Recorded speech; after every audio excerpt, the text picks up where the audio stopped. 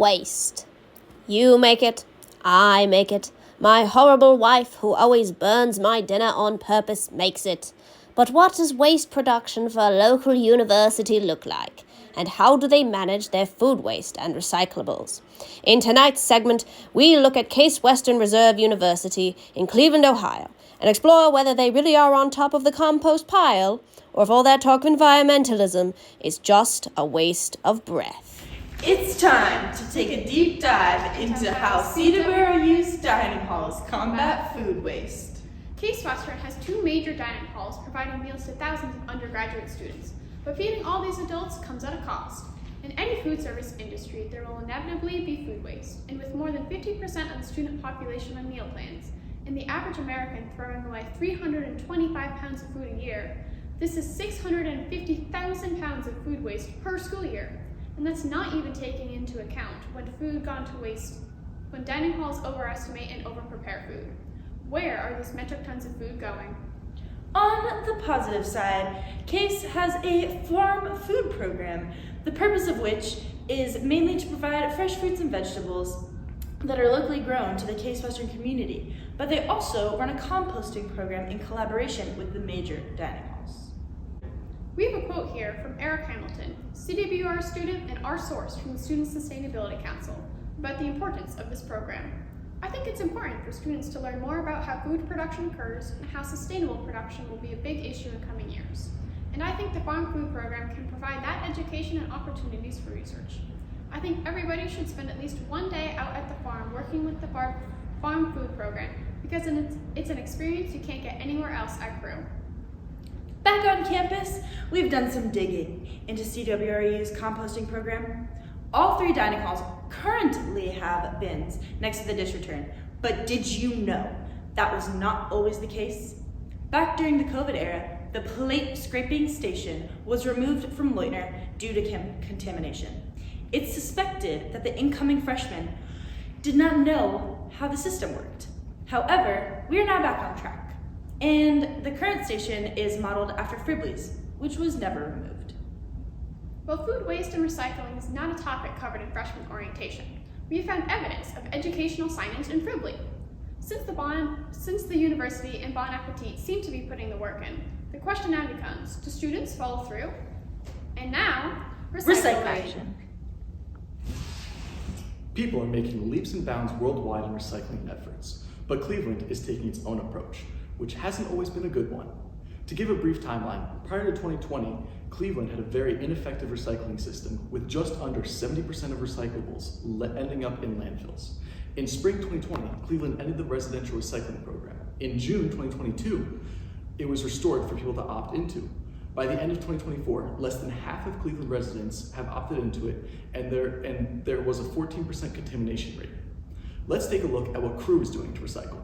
Crew has a variety of initiatives to encourage recycling. A QR code system on trash bins shows if an item can be recycled, and the Office of Energy and Sustainability website has an interactive game called Clean Stream Park, where users can explore Crew's waste disposal system. Crew is also working to add new specialty recycling, like pipette tip boxes and yard signs, as well as making physical changes to recycling bins, like adding lids with specific openings. They're also working with the Residence Hall Association to boost student engagement. That all sounds great, so what's the problem?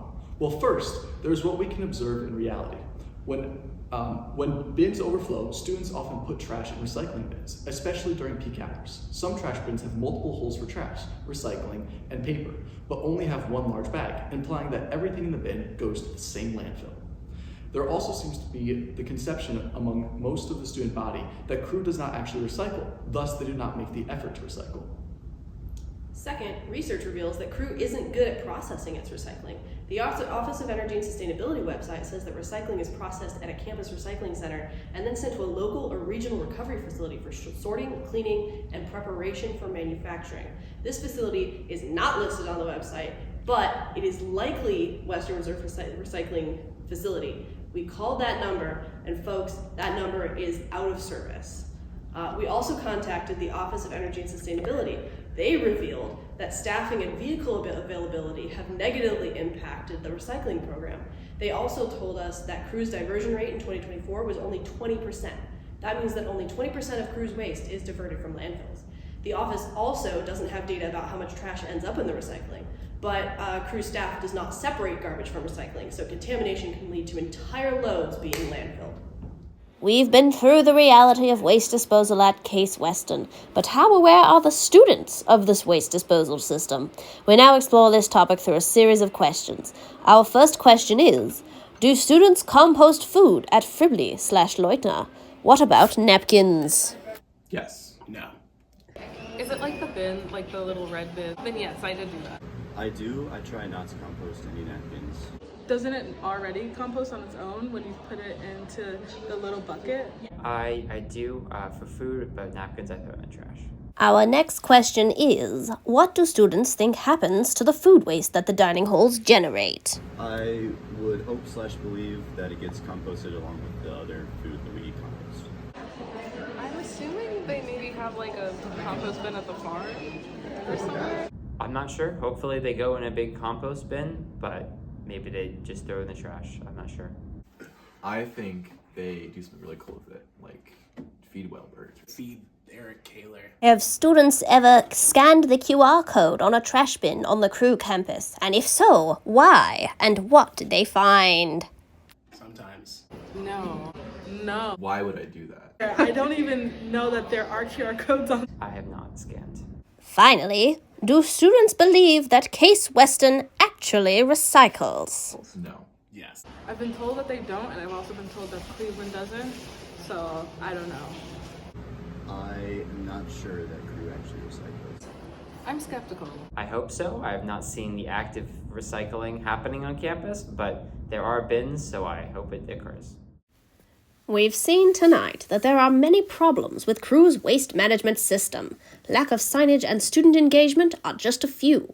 Despite this, the university presses onward in an attempt to better the system. Case Western's problems with waste management represent a broader struggle across the globe. Here are some solutions that leading experts in the field have proposed for Crew. We believe that these can also be used more broadly to help food waste management and recycling efforts worldwide. First, incentives. Providing students with incentives to compost and recycle properly may be a viable solution.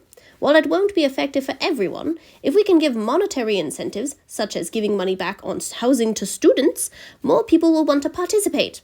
While many institutions won't be willing to give money back to their students, there are other possible incentives that could be used. Second, education. Education is key to solving these problems. The more people know about the problems, the easier they can be solved. We propose that recycling and food waste management education should be provided during orientation week or in first-year seminar classes for students. Third, constant reminders. Another way to promote solving problems is by constantly reminding people about them in subtle ways. We can put signs up around campus reminding people to recycle and compost as well.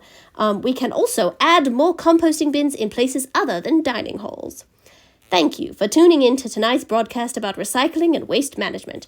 We hope you, unlike my horrible wife and her horrible dinner, will walk away with a deeper understanding of the problems that exist and become a part of the solution.